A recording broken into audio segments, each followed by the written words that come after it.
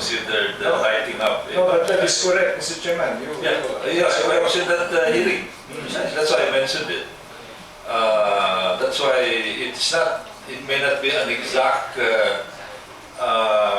quantification of our barangay electrification program, because I can light up a light bulb by pedaling a bicycle. Pwede na ilaw din, pag magpipedal ka, iilaw din yan. That is enough to light up. Is that correct? Diba, sa bisikleta, pag nagpipedal ka, iilaw yan. Yeah. But anyway, I'd like to go back to another point. May we have an estimate on the monthly amount that we are paying for the unused power, but we are still paying for it? I mean, yearly pala. I'd like a yearly estimate. Annual.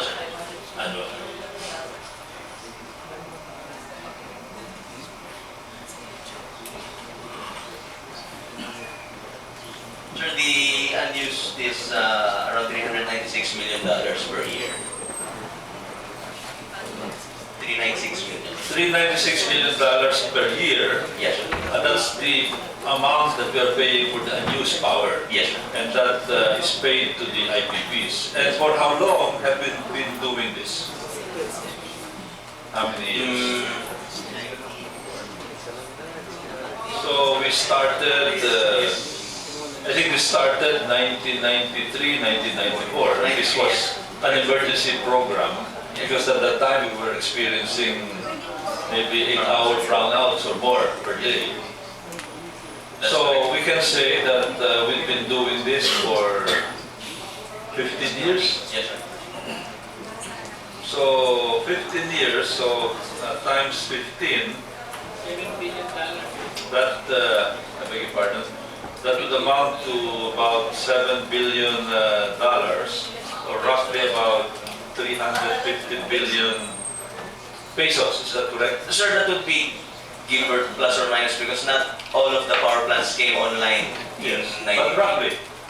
I'm talking about ballpark figure. Otherwise, well, maybe sometime in the future, you can give us a more exact estimate. Yes, sir. So how many more years are we going to pay $396 million?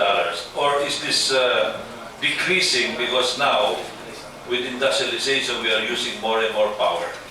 Diminishing, sir, for several reasons. First is what you've cited. So if it's diminishing, it would mean that even in the previous years, the amount may be higher than $396 million. There may be some years, sir, that it was higher than 396. Okay, so roughly, let's say $400 million per year.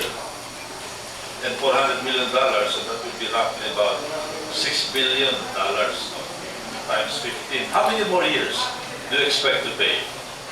Sir, the last contract would be around 2024, but we also have to note that those long-term power plants, those are Suwal and Pagbilao, they're on the bidding table like right now for 2024, so we expect to pay for 10 more years at least. at most. So if it's going to be about 300, i-diminish natin, no? 350 times 10, that's 3.5. So we're talking of about $10 billion that the economy had to pay to subsidize this IPP system. Roughly that amount. Roughly that amount, $10 billion. And that was paid out of NAPOCOR funds. Yes, sir. And that's the reason why NAPOCOR suffered big losses after the operation of these IPPs, because the IPPs were selling power to NAPOCOR, used or unused. That's part of the reason. Yeah, take or pay. Correct. This is similar, in fact, I think in the MRT system, there's a system like this where there's a guarantee.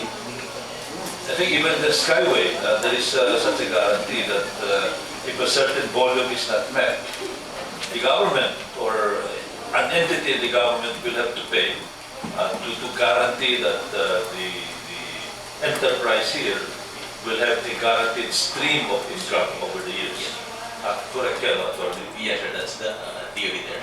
So $10 billion. Okay. Thank you very much, Mr. Chairman. Yes, thank you, Mr. Chairman.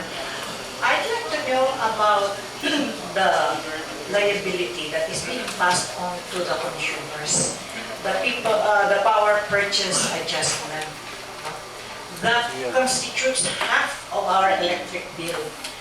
And this is supposed to be something that have been complained of for years. Is that something that will continue even when all those IPPs have already been acquired by others? Once we have the open access po, we will enter a deregulated environment. So what we will have by then will be rates coming out of pure competition out of the from among the operators of power plants. So there will be there may not be any more recovery of that PPA from the power rates because that's right now coming out of the regulated electricity rate. So in the meantime, you're saying we will continue to pay that, which makes electric, the power rate in the Philippines, I think that's the highest in the region right now. According to yesterday's newspaper. Yeah, it is. Is there something that can be done about it? Because with all this problem about the income that is being earned and so many people losing their jobs, one of the costs that we carry really for so long. Kasi pag tinitingnan mo, pati yung tax kasama, pati lahat ko minsan, tinitingnan ko yung electric bill namin, mas mataas pa yung PPA kaysa yung actual usage natin. Kasi I'm so careful about the use of electricity. But you know, it's a chicken and egg situation. The less you use of power, the more you pay kasi hindi nagagamit yung electricity. May overcapacity na binabayaran yung, di ba? Tama yun? In part, that's partly true po. But So how do you intend to solve this problem and make electricity or the power rates really lower than what we are paying for now? I think everybody in this room would want to hear something that would make their hearts jump. Now, if you say, within so many years, mawawala yung PPA mo na yan. Di ba? yeah, well, the model that is being pursued po is really yung privatization and open access, so competition among several participants in the electricity industry. We're hoping that that would bring the cost down because electricity cost is a factor of the cost of production. And the cost of production of a national power is partly high because of certain inefficiencies that were accumulated over the years. We're hoping that with the entry of the private sector, they will introduce efficiencies. In fact, we've experienced some of